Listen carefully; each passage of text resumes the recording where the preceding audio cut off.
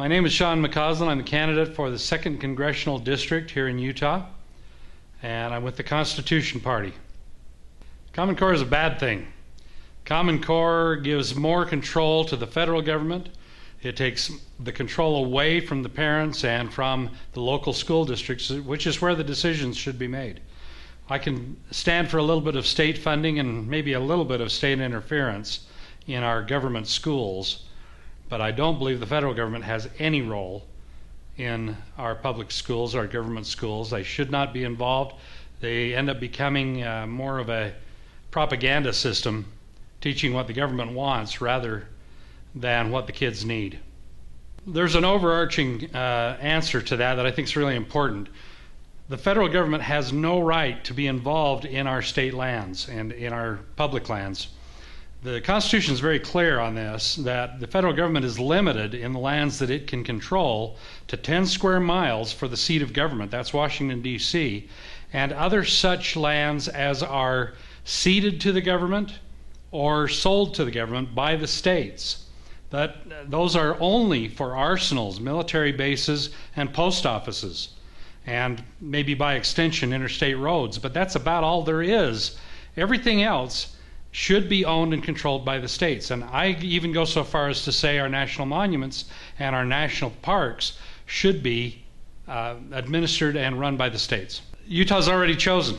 Utah has chosen to state very clearly that marriage is between a man and a woman. I don't believe the government should be involved in marriage whatsoever, but Utah has made that decision, and that's fine.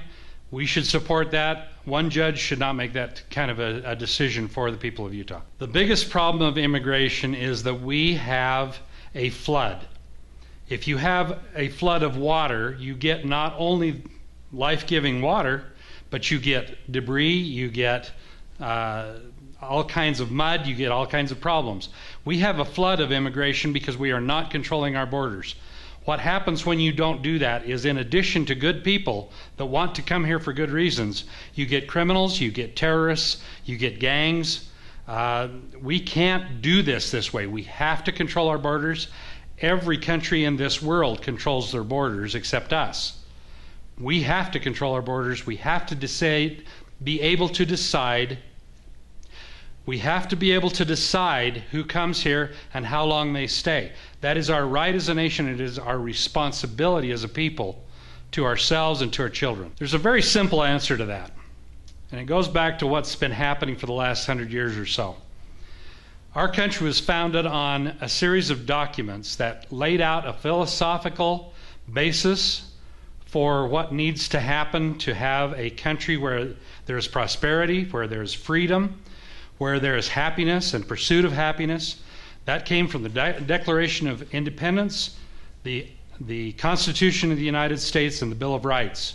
Those things spelled out what the government is responsible to protect for us in our personal and individual rights. As long as we held to those principles that were enthroned in those documents, our country was prosperous. We were happy as a people. We had much opportunity, more than anybody in the world. We were able to build the most powerful nation in the world, but we didn't necessarily involve ourselves in everybody else's business like we're doing now. We have, about 100 years ago, begun to throw away the concepts of the Constitution, and because of that, we are losing our freedoms.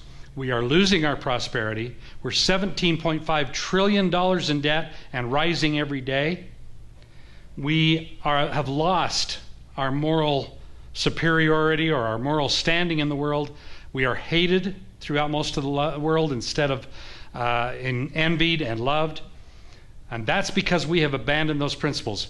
The thing that we need to do if we want to get back to what we had is to do what we used to do, which is honor those principles of the Declaration, the Constitution, and the Bill of Rights. The role of the United States internationally is not to be the policeman.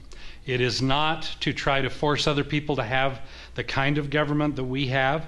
It is not to basically try to force everybody else into our way of doing or thinking things. We need, if we want to spread the concepts that made our country great, we need to live by them and show the example of a prosperous, free, and happy people. Then the other people of the world will see our good example and say, we want that. We want to be like that. When you try to shove it down their throats, it's just like when someone says to you, I want you to do this. Our initial reaction is, I don't want to do that. But when somebody is doing something and successful at it and happy at it, we go, oh, I'd like to do that. That's the kind of influence we ought to be having on a world stage, not trying to force ourselves on everyone.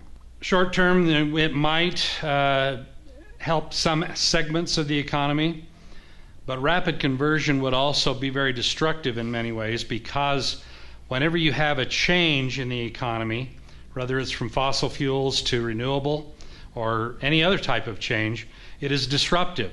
We need to be reasoned about this. We need to be careful about it.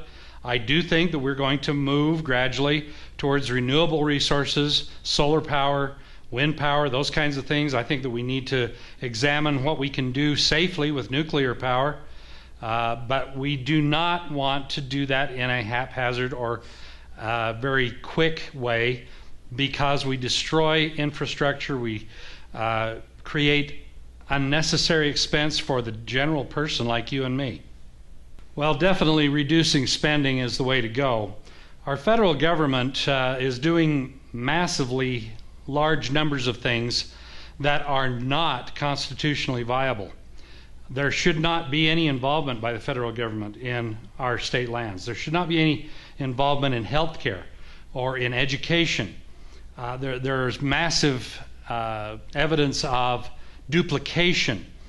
I asked someone recently, how many intelligence gathering organizations do you think we have in this country? I mean, we have the FBI for our domestic stuff, we have CIA for foreign stuff. How many do you think we have altogether? And they said, oh, well, maybe 4 or 5. Do you understand that we have 53 intelligence gathering organizations that we know about? That's ridiculous. We do not need that kind of duplication. We don't need a Department of Homeland Security. The FBI can do that job. We don't need all of these various little different groups all competing for dollars from us, the American people, to go and do something secret that nobody else knows about and duplicating efforts. Do you know that we have 53 military bases in the Middle East? If China had 53 military bases on American soil and they were killing Americans, what do you think we would be doing? We'd probably be becoming terrorists to them. We're creating our own problems here, folks. I don't think that there are both types of voters. I think that there are people who believe in freedom, that believe in personal responsibility, because that's the definition of freedom, is taking responsibility for your own life. And I think there are people that want the government to take care of them and are willing to put up with all of the things the government requires of them as long as the government will take care of them. Those are the two types of people that I see. And I think that we need to educate people, help them understand that responsibility is the way to happiness, prosperity, and the future for our children of not being in major debt, not being in a situation where they lose their freedoms. We need to educate. We need to teach people that personal responsibility and freedom go hand in hand, and that's what we need.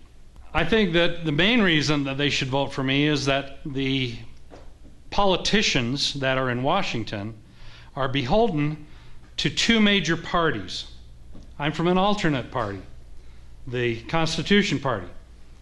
Those parties, the two major parties, control their people to a great extent. They tell them how they want them to vote, and if they don't vote the way they want them to, then they work to get them out of office and get somebody in there that will do what they ask them to do. I am an independent voice. I am someone that understands the Constitution. But more than that, I understand the principles that the Constitution was built on that made this country great. If we are going to make a difference in our future, we have to take responsibility. We have to stop doing what we've been doing, spending money, ridiculous amounts of money, putting ourselves in debt, putting our children in debt, our grandchildren in debt. We need to have people that understand economics that have lived in the real world. I've been a businessman for 30 years. I know what it takes to raise a family. I have 9 children. It's hard. It takes a lot of work, a lot of money, a lot of time, a lot of love. That's the kind of people we need in Washington, not career politicians, not people that go back there so that they can get a big paycheck and keep their job forever and get a ridiculous retirement that lasts forever at the rate of pay they were being paid as congressmen, which is also too high. Yeah, I think there's a good reason to vote for me over any of the people that are running from the major parties.